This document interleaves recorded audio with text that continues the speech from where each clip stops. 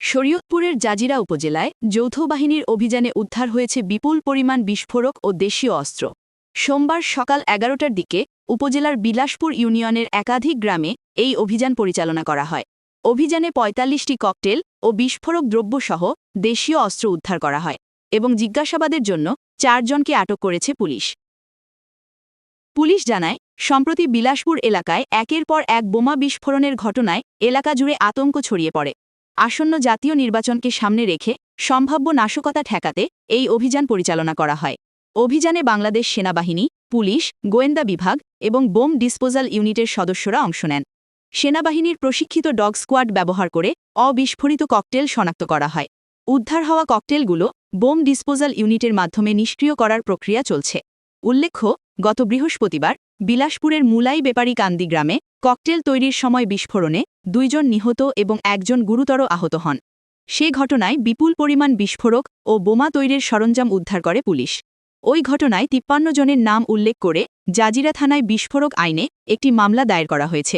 এলাকায় নিরাপত্তা জোরদার করা হয়েছে এবং পরিস্থিতি নিয়ন্ত্রণে রাখতে যৌথ বাহিনীর অভিযান অব্যাহত থাকবে বলে জানিয়েছে পুলিশ।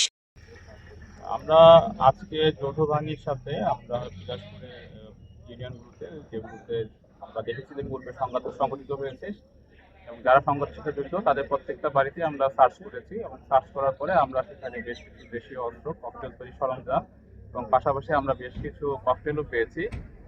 এর পাশাপাশি আমাদের যেটা উদ্দেশ্য ছিল, এর আগেও আমরা দেখেছি যে আমরা যে ঘটনাগুলো ঘটার পরে আমরা কিন্তু পুলিশ সহ যে আমাদের নিজস্ব জাজিরা থানা জেলা পুলিশের সমন্বয়ে যে অভিযান চলমান ছিল, আজকে আমরা এটাই আরেকটা বড় স্কেলে লার্জ স্কেলে করেছি এবং আমরা উদ্ধার করেছি, আপনাদের দেখিয়েছি। এর আগে আমাদের যে ঘটনাটা ঘটেছিল তখন আমরা তাৎক্ষণিকভাবে ঘটনা নিয়ন্ত্রণে আনার পরেও মামলা হওয়ার পাশাপাশি আমরা আসামিদের গ্রেফতার করেছি। তো আসামির পরবর্তীতে যারা জড়িত আছে তাদের ব্যাপারে অভিযান অব্যাহত থাকবে, তাদেরকে আমরা অবশ্যই আইনের আওতায় নিয়ে আসবো। এই বিলাসপুরের শান্তি শৃঙ্খলা রক্ষার জন্য জেলা পুলিশ অঙ্গীকারবদ্ধ।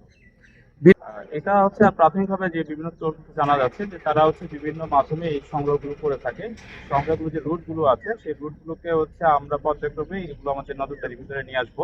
অলরেডি এগুলো নজরদারিতে আছে, আমরা এই অভিযানও চলমান থাকবে এবং আমরা আশা করি যে আমরা সামনের অভিযানগুলোতে যখন থাকবে আমরা আপনাদেরকে সেটা দেখাবো। আচ্ছা, এটা হচ্ছে কি, আমরা যখন ঝামেলা হচ্ছে তখন কিন্তু তাৎক্ষণিকভাবে অভিযান চলমান থাকে এবং পাশাপাশি দেখা যায় যে মামলা যখন হয়, আপনারা অলরেডি জানবেন যে মামলা হওয়ার পরে আসামিরা অনেকেই উচ্চ আদালত থেকে জামিনে চলে আসে। তো এই জন্য তখন পর্যন্ত দেখা যাচ্ছে পরবর্তীতে একটা গ্রুপ যখন জামিনে এলাকায় আবার প্রবেশ করে তখন তারা আবার আইন শৃঙ্খলা করার চেষ্টা করে বা আইন শৃঙ্খলা বিঘ্ন হয়।